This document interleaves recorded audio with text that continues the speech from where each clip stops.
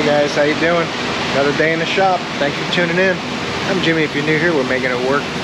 What we're really here for is auto repair videos. Might be kind of slow. Today's the first day of school starting.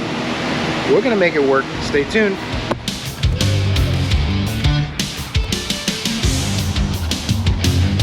Funny story, the customer just helped us push that Mazda in the fence for tonight. And he insisted on helping us. I said, you don't have to help us. He goes, that's okay, I'm used to pushing it. That was funny. We're gonna do the alternator on this Nissan Maxima today.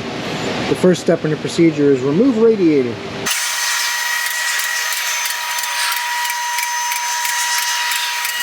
Well, sadly, cars from up north. Apologize to you guys from up north. I am too, just keep that in mind. Well, look, someone has bypassed. Oh no, okay, never mind. I thought they were hooked together. That would have been terrible. Oh, that's coolant anyway, going to the oil cooler. That oil filter looks like it's original. I hope it is. Oh, same exact setup as the other Nissan. Alright. I think I'm just going to take the radiator out because honestly, it may not be the fastest way to do it, but it's the least amount of hassle. And that's what I'm looking for on hump day. Less hassle. Let's get that radiator out. I'm going to drain pan, get it dripping out. We'll get some fresh coolant in it. Everybody wins. Now that's going to be difficult to get out. Of course, every other one broke too. Plastic clips from hell. Not one of them is going to come out. There's 5 down the bottom here. And break every one of them. And these rusty 10mm bolts don't look a whole lot better, but we're going to stay positive and get them out of there somehow.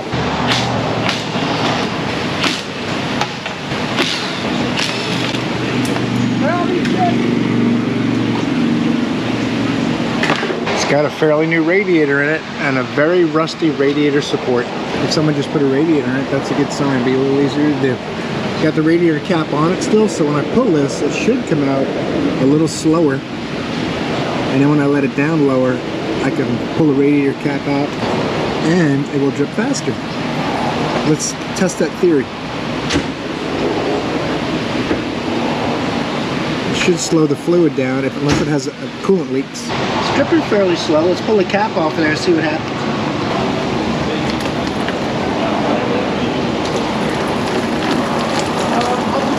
Now we're cooking. Because now air pressure is able to get in there. With only one opening, it's fighting atmosphere, so it doesn't have 14.7 psi.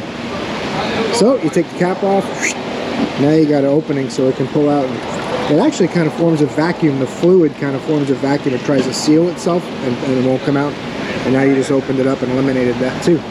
But I got good news. It has, at least it has one clip holding the radiator in, so that's good. There's something to be said for that. I'm gonna have to, I gotta take this upper hose off for sure. The radiator's only a few more minutes to get it completely out of your way. I'm just gonna keep going with the radiator R&R theory. I've mentioned in some of my other videos how these Nissans, the snap clips usually break. These aren't broken though, but the last mechanic just made it super easy for me. I don't have to worry about pulling them apart because he didn't put them in. All I gotta do is pop off these electrical connectors and the harness is out of my way.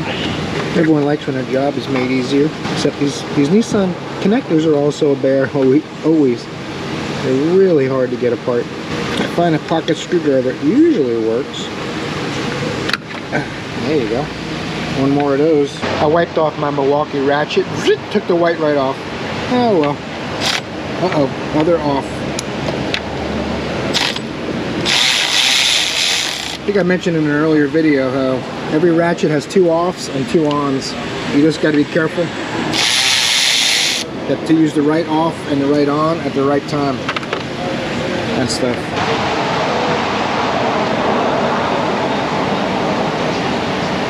And you guys tell me, that looks like a lot of room. But it also looks like someone's been doing similar things, banging into the radiator and stuff.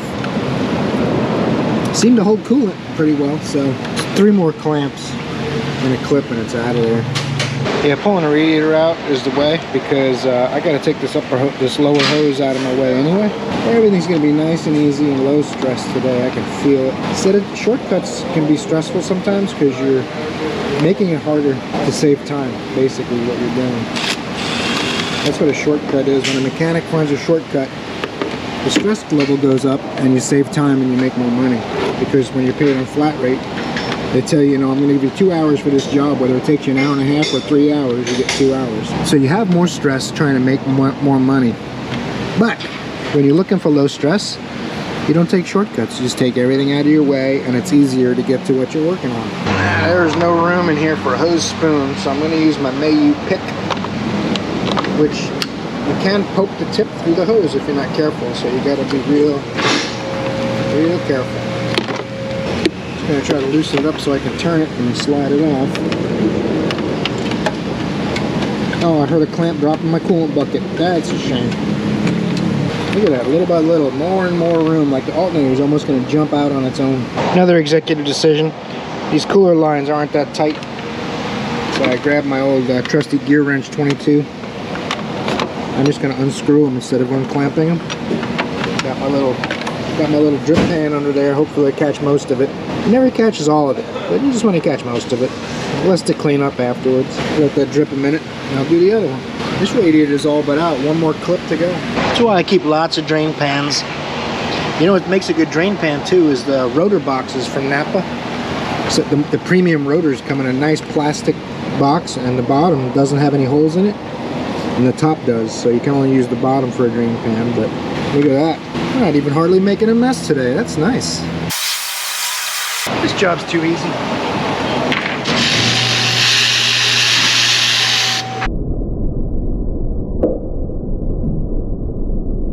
I try to be tricky. I didn't want to stick my hand down there to grab it, but didn't go too far. Gravity checked it right to me. Oh look, the alternator nut, but that's the quality nut. We got to get it back because the new one's going to come with a junk nut. You guys know that, right? A couple minutes resetting the GoPro again. So now I can continue on with my content. That's nice. Look at that thing. Magnetic, flexible. You can actually bend this thing to be shaped however you want. It's got memory, so you can bend the handle and stuff. Oh, look at this. Made in the USA. I got tons of USA made tools. You guys know that, right? Grab the old 14 out of here. You gotta loosen this lock bolt. Should have done that earlier. Oh, uh-oh. You see that? Not even tight. That's terrible. Not to mention, the belt's not tight enough, but you know, that's all right. Someone who's not gonna put clips in and push pins back in the holes probably isn't gonna worry about how tight the belt is. You know, flat rate and stuff. That's the thing too, even if you are flat rate, you still gotta do it right. I mean, or right enough that no one's ever gonna notice you didn't do it right. That's why that thing's not charging, it's all busted up. I'll show you when we get it out and you can see it a little better. Nissan is one of the only modern brands with mechanical belt adjustments on their engines. I gotta loosen this pulley up enough to get the belt off, and then the pulley's gotta come off to get to the lower alternator bolt, because the pulley covers the lower alternator bolt. Once you get this nut off of here, you gotta try to get the bolt out. And the phone, it's ringing. You guys probably can't see it that way, huh? I'll show you what it looks like. See, the bolt kind of has to slide out of the back, and see it's coming up here. It's a real pain in the patootie. So you do what you got to do. Sometimes I use my long needle nose pliers to put it in and take it out. It's especially difficult when the car's old, tired, rusty, full of oil and wore out. So we're gonna make it happen. It's got to come all the way out because the alternator's not coming off of there until that bolt's out. So getting it out is a lot easier than putting it in now, because if I get my light to stay up here, I'll get my pocket screwdriver out and show you what I'm talking about. I'm afraid to turn the GoPro off and set my light up and then put it back on because it may not start up again. I'll have to pull the battery out again. Let me see if I can find the hole. It's right around here somewhere. Oh, there it is. Can't quite push it out, so we'll get a pry bar. What the heck? Why is it not facing the right way? Someone used my pry bar. That's how I know. I put it back in a certain direction. It's the only way it fits out of the hole. There's the bolt. And try not to drop it in the antifreeze bucket. We're gonna gravity check the snot out of it. Family friendly channel. Look at that thing. Now, as you can see, it doesn't want to go. I predicted it. Jimmy dropped bolts and he don't care. I just came up with that.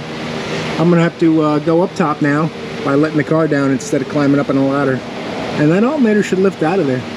Joe just looked at this 2016 Nissan Pathfinder for a noise. It's got a bad transfer case and CVT codes for slipping. There's a bearing or chain noise out of the transfer case. So it's 82,000 miles. Probably has some kind of extended warranty. So it's like a Nissan Bonanza up in here. Got another one out in the parking lot too, but at least when they're a little older, it's understandable. But 2016 with 80,000 miles, that's terrible. It's probably going to need like $12,000, $14,000 worth of work. But my focus is on getting this hunk of junk alternator out of here. This car hasn't seen any love, so when stuff breaks on it, I'm like, yeah, I don't blame you.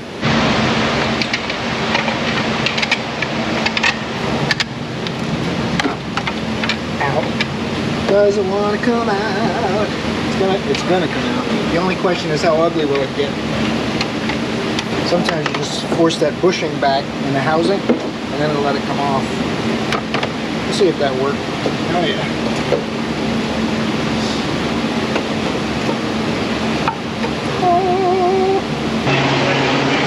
Well, you can see the threads are destroyed in this alternator.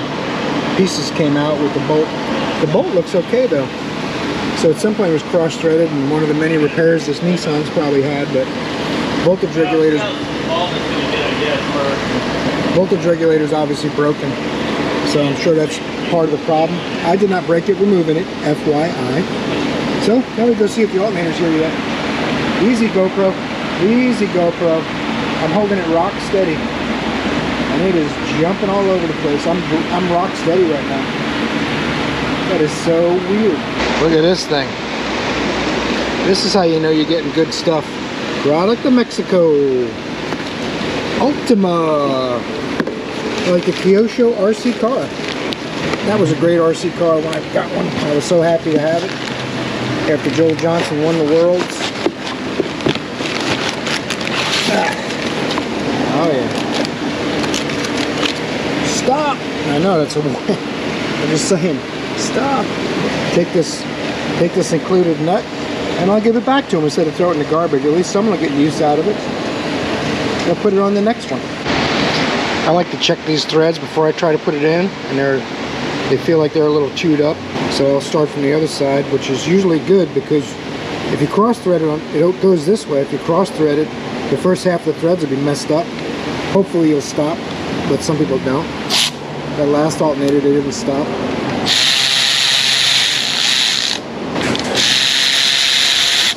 It should be a little better now. I'm going to put the top bolt in. You can't reach the bottom from here. You'd think you'd be able to put the bolt in, snake it in, but you can't. It falls out and everything. So I just start the top bolt. Then I go from underneath, lift it into place while I try to slide that bolt in with a pair of needle nose. That top bolt's in. Now it's hanging precariously. But you can't get to the bottom bolt from the top. So just got to lean it into place and try to do it. Now for the magnet.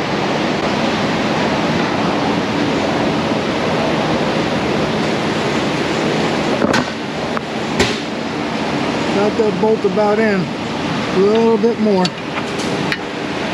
Now since my top bolt's in, I know it's lined up, right? I can tighten the bottom now. And I sold belts on this too. They just brought me belts, so that's cool. No extra labor, but the belts look pretty worn. Let me grab a better tool. That's just to get it on there most of the way. Now we're going to go to a 3/8 and an extension. We got Capri, we got Craftsman, and we got brand new matter. Nope, that's Sunex. I'm going to tighten that bolt up and then get my pulley on, pop the belts on. This thing's almost done. Oh wait, no it's not. I got to put the radiator in. That's crazy. That's tight. That's not going anywhere. I spotted this AC clutch wire connector almost rubbed through by the belt, but they don't have any more money. So I'm just going to tie wrap it up in place and flush cut the tie wrap. So when the Ultima alternator goes bad under warranty, I won't cut my hands on it.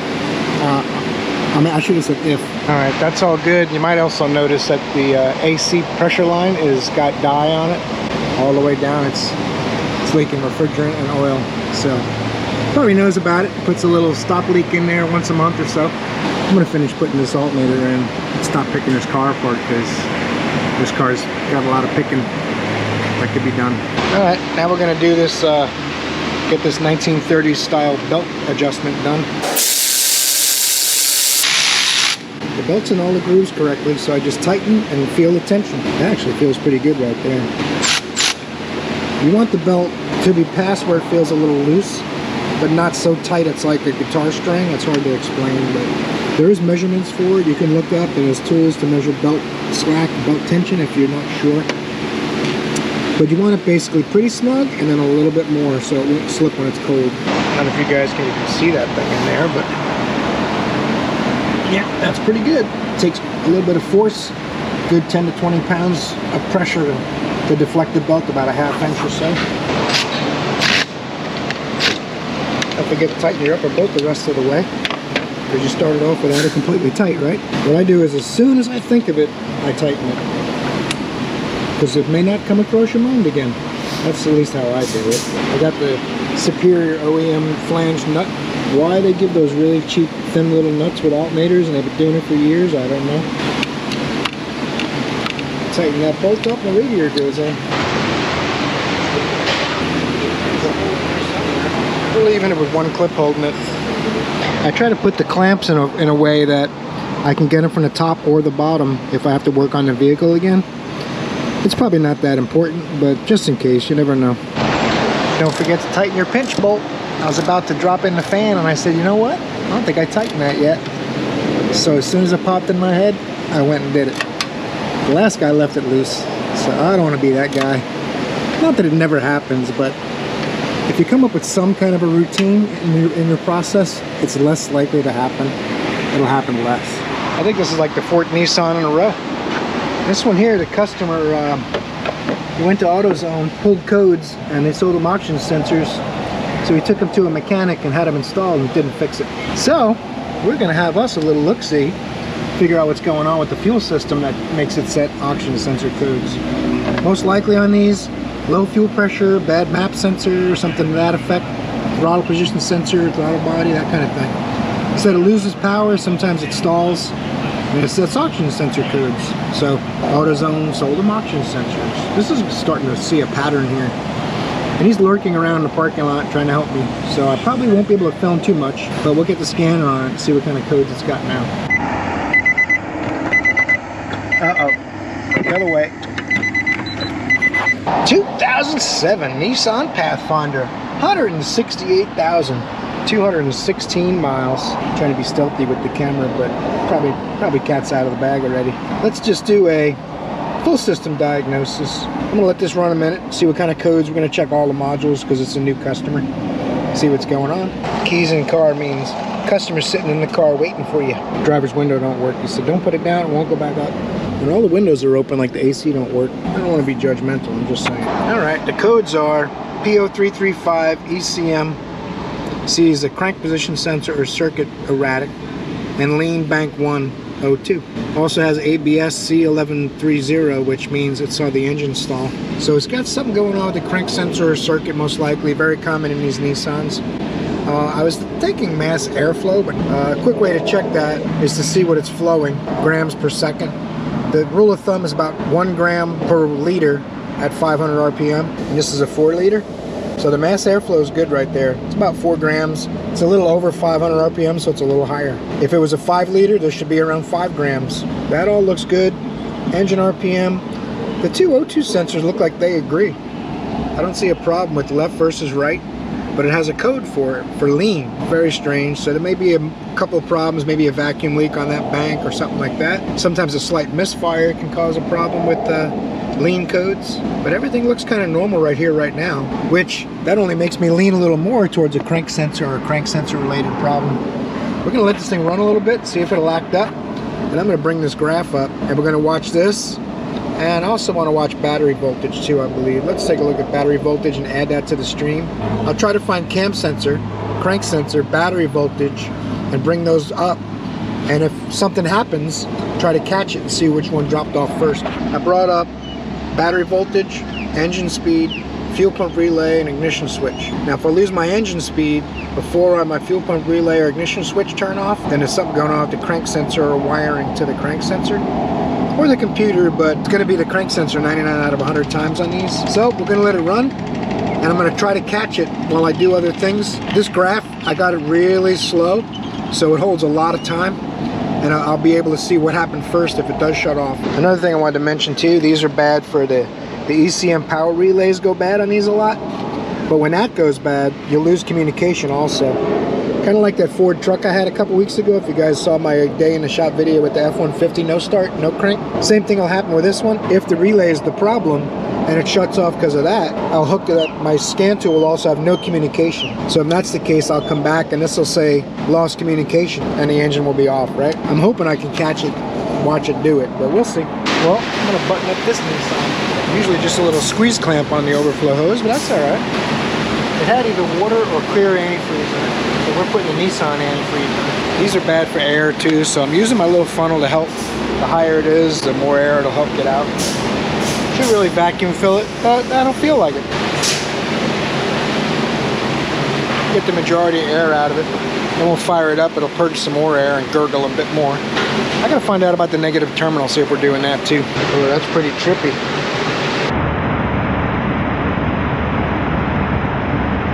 That is pretty trippy. I put a little bit of chameleon in there because I ran out of the blue stuff. I just put like a half a quart in there to top it off, and that is weird. Still going down. That's really trippy, man. It says all makes and models add to any color antifreeze. That's why we started using it. But that was weird. I've never seen that before. The phone's ringing.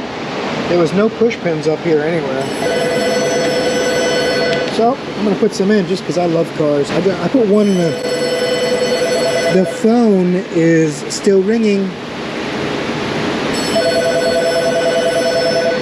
Well, we got pretty busy, so maybe it's not as critical, but I still like the phone answered, just saying. It's a push pins in the parts of the grill where it might hold it, keep it from rattling, squeaking and stuff on the guy. Can't get that Pathfinder to act up, so they're talking to him about what he wants to do. He says it stalls and it's sluggish, and we drove it. While I looked at the scanner and Paul drove it, and the mass airflow goes up to 138 grams a second when you accelerate up the hill, and it runs good. So I told him he needs to leave it with us, let us see it do something. It does have a crank sensor code.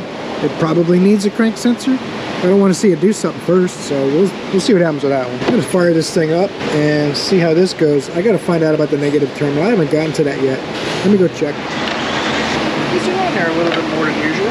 If you're gonna studio lighting down, that's a common theme.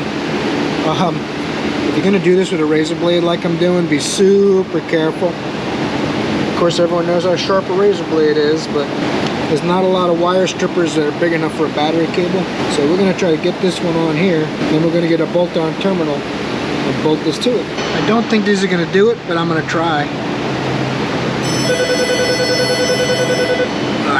Nope. I didn't think they would.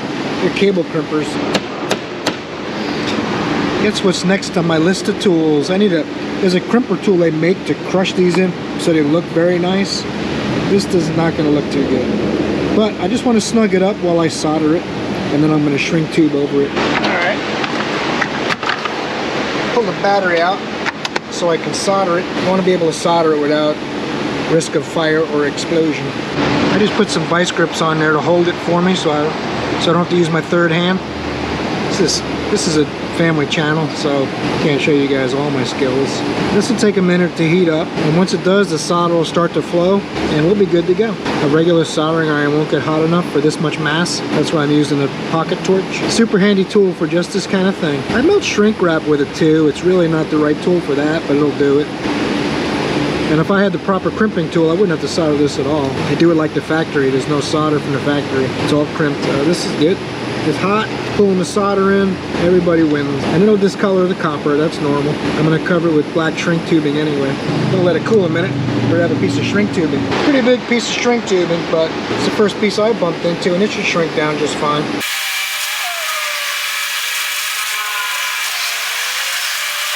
A little bit of patience. The torch is a little much, like I said, for this kind of thing, but it works. As long as you're patient and you don't cook it too bad in one spot. We got fans running everywhere here because it's like 94 degrees, but actually it might be less today. It's not quite that hot, but it's probably 90, 88, 90 degrees. It's been raining so much, it's keeping it cooler than normal. Sorry to you guys that aren't getting the rain. I see a lot of parts of the country are way too dry and a lot are way too wet. Very few seem to be just right. I think that's about all that's going to shrink down. But it looks a little better.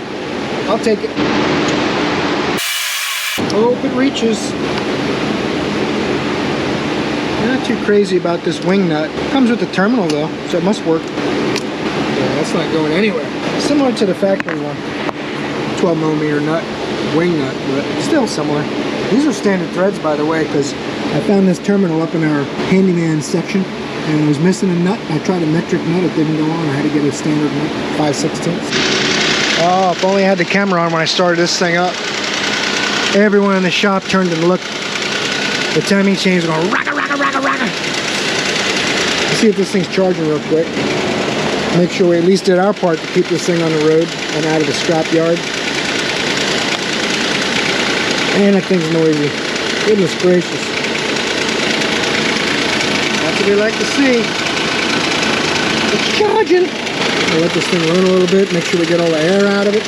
I'm afraid to take it for a drive, but I think I'm going to have to. No leaks, everything looks good. I can put up my underbelly pan, and everybody can be a winner. These do go into metal blind nuts. I thought it was plastic when they came out, but it's a wood screw into a metal blind nut. Kind of strange. Probably irrelevant, but I wanted to correct my mistake. A few of these, and this thing here, brand new car status. The Nissan Pathfinder, we're going to do a crank sensor after lunch. The customer said, well, just put a crank sensor in. I said, well, just because it has that code doesn't mean that's the actual problem. I said it probably is, but I can't get it to do anything for me. He goes, that's fine, it's not that expensive, we'll try it. So that's the kind of thing you like to hear. As long as you're informed, let's do it. First I gotta take this thing for a little drive. The timing chain or the phasers sound like they're coming apart. That's probably not good. Let's get some more push pins for this guy. Oh, Phillips screws, they usually don't work, especially the wrong size. That should be the correct push pin for this. I've worked on all the other ones. I hope it works on this panel. Now, these push pins are freaking expensive too.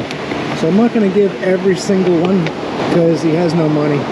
This is all in the house, but working on someone's car and having to go down the road with a plastic flap sticking in the tire, you're gonna get blamed, whether it's your fault or not. So a few push pins, it's worth the reduction in aggravation. That's what I'm looking for. This could use a couple more, but we got enough. I gotta tighten these up. Oh, get back here. Need a rust buster. Just spray this whole car down with it. I'm gonna let that Nissan burp while I pop the crank sensor in this thing. What did you do?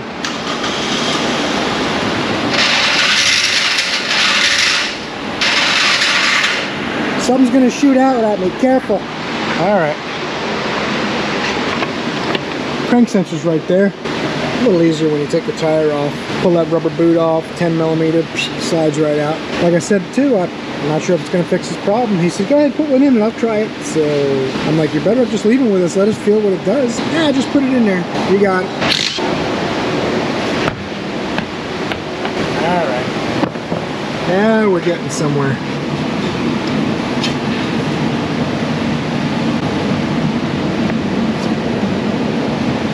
Once you get that boot off, you gotta pop this little lever, get the connector off. These Nissans are always such a bear. I'm gonna get my little hook pliers. I can squeeze the tab and pull it up that way. I forget who makes these. It says Mac, I think. Yeah, Mac Tools. Had these for years. I probably had these 20 years, 18 years, something like that. The rubber booty is a real pain in the patootie. I didn't even mean for that to rhyme, it just happened. This brake line is really in the way too. Oh, goodness gracious. That idea is out the window. Now, I go to my backup method. Nissan electrical connectors are always a pain in the patootie, I'm telling you. Not exaggerating at all. You other mechanics, you know. Now I gotta grab a 10 and an extension. All right, now it's getting serious. Got my little bit driver Milwaukee tool. Fully expected that to drop off. I don't know why it didn't. I got the new one. I didn't get the old one out yet, but we're gonna take care of that right now. Fits in there kind of sloppy, like the bolt's the only thing keeps it close to where it goes. Usually the bore is very nice and the bolt just holds it tight. But this one, the bore feels kind of sloppy.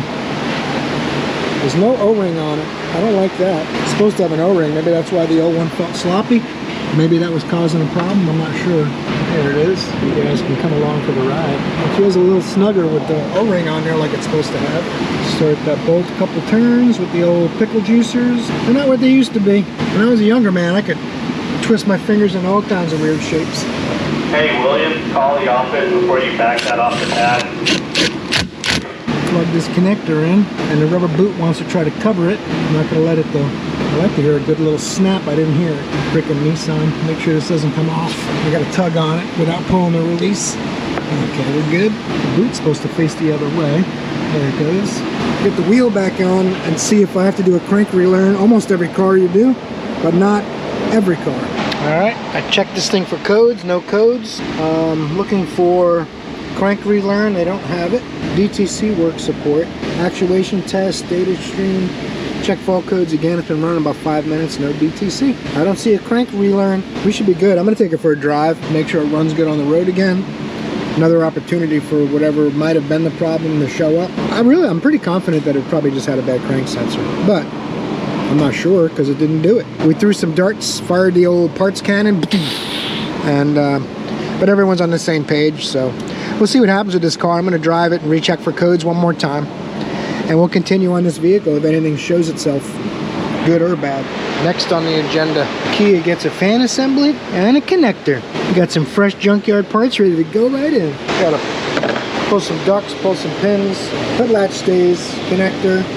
I'm going to unbolt these two bolts, take this bracket out of there, leave the harness in the car. I got to pull this screw out. Then 4 bolts, and this should lift out if my calculations are correct. I've noticed too that the fan is not bolted to the radiator, so make it a little easier. I think this is about ready to come out of there. It's going to be oriented wrong. I'm going to have to rotate it in post, but that's all right. The GoPro was acting up, so I just held the on button forever until it finally did what I wanted. Battery positive's covered, so we're golden there in case that touches it. I'm almost ready to pull this fan out now. That's not too bad. This has got to come out. It wasn't even in before. I pushed it in when I worked on it yesterday. You see there's no bolts in here. There's supposed to be bolts. Someone left them out so it'd be easier, I guess. I don't know. This thing should lift out once I pull this connector off. They got me a new connector. It's actually a junkyard part, but it looks really good actually. I'm just joking about it. No big deal. They got me a nice looking connector. That's what matters. This should lift out now. It's not bolted in. Uh-oh. Hope they didn't expect me to take the bumper out, because that's not going to happen. There you go. Here's the kick. I think that hose bracket comes off of there. The new one will come without it, and it like slides on or something. Got a little catch. I just pried it up with my pocket screwdriver. This is terrible. Someone opened my presents. I don't even like that. It's like Christmas morning. Your little brother opened all your presents, or your big brother, one or the other. Or sister. Sisters are mean too. Not only brothers aren't mean. I said, why'd you open the box? He said, we wanted to see what it looked like. I'm like, you don't know what the old one looked like. You know what? It makes them happy. That's okay. I'll just find a way to make it work. That's what I do. Before I put this in, I'm gonna do the connector. This gives me a little more room to mess around in here, where the fan's gonna be. No problem, but not a big deal. But wire colors are different. The connector's exactly the same, but it's red, black, and black. Slightly thinner black wire and a thicker outer wire. This one is white, red, and black. Now this connector's off a different model year probably, but it's the same exact connector. So the only thing that matters is the wire locations, which this fan fits this car.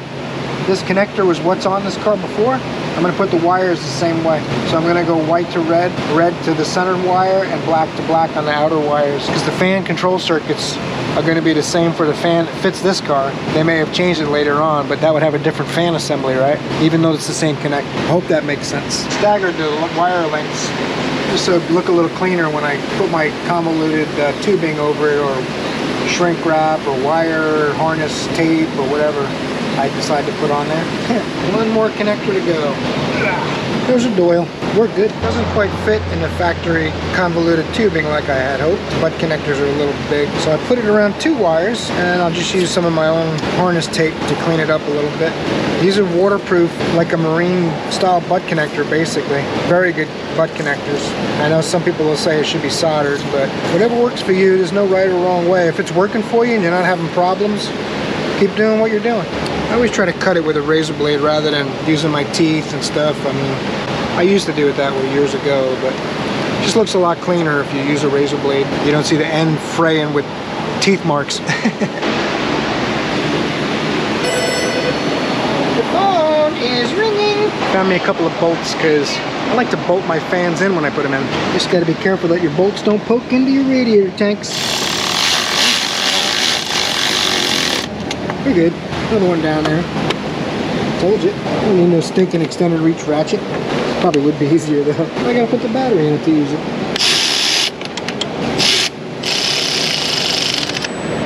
That's nice. Now it's even bolted in and stuff. Goes right in there, no big deal. 4 of those hold it in. Easy peasy. Lemon squeeze. Basically a new car.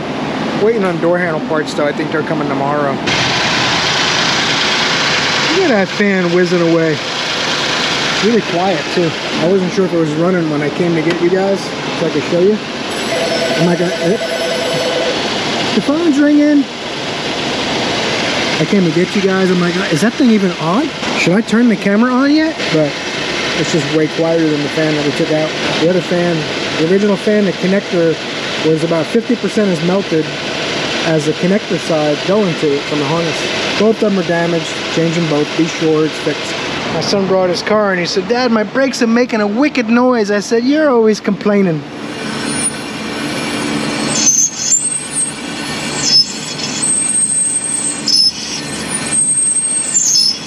Yeah, that's a wicked noise. 3 gravel rocks. They were trapped between the backing plate and the rotor. So I loosened the rotor. Paul's idea. Instead of taking it all apart, it's fixed.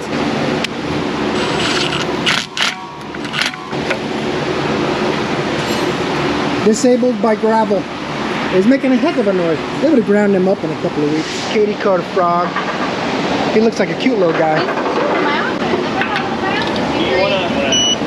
I already torqued him. I just wanted to show you. Put his exhaust on. We're gonna start it up, see how his new exhaust is that I have. Oh, that's what I'm talking about. There's a video of the install I made separate. Check it out. We're only playing with it today because of the brake noise. This here F150. I'm putting the EGR valve assembly, that purge valve, and a hose. I don't know why they sold a purge valve. I didn't recommend that, but whatever. Customer probably said price is no object. I want my truck perfect. But it's still gonna have a broken motor mount and a couple other issues, but the majority of it will be perfect. Alright. Oh my goodness gracious. That phone got answered. That was nice. That's what I'm talking about. Hey. Those would not fall off on their own. I can guarantee you that. I always try to thread this EGR tube in first because they are bare to get started afterwards most of the time. And then the gasket's held in by the bolts as well, but you don't want the bolts out as far as I have them right now. I have to unthread them here until I can roll this up.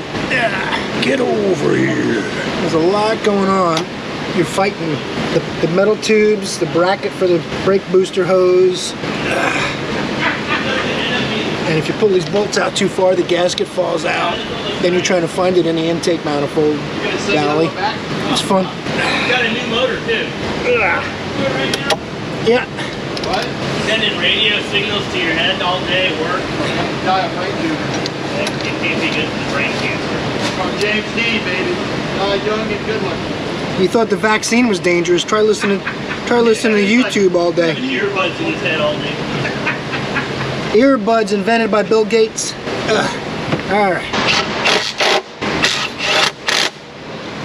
Alright. Now you gotta stretch this over the stud. Get your nut on there. Oh, you know what? I probably should have tightened that. Butterfingers. I should have tightened that blind before I put the bracket on, but let's see what happens. Backing controls. That's tight. Now I just need to find my electrical connector. Oh, I stuffed it under here. All right. And supposedly we got a line in for the purge valve. Let's go up front and see. I don't know, we didn't bring it out yet. All right, guys, the weather's rolling in, so is the traffic, and I'm getting ready to roll out. We're buttoning up for the day. So, I appreciate you spending the day with me. I hope you enjoyed this video. Maybe enough to torque the like button, subscribe, maybe click the bell. All kinds of content coming on this channel. Everything automotive related, tools, repairs, hot rod stuff, project vehicles. Hope I see you guys in the next video. You're awesome.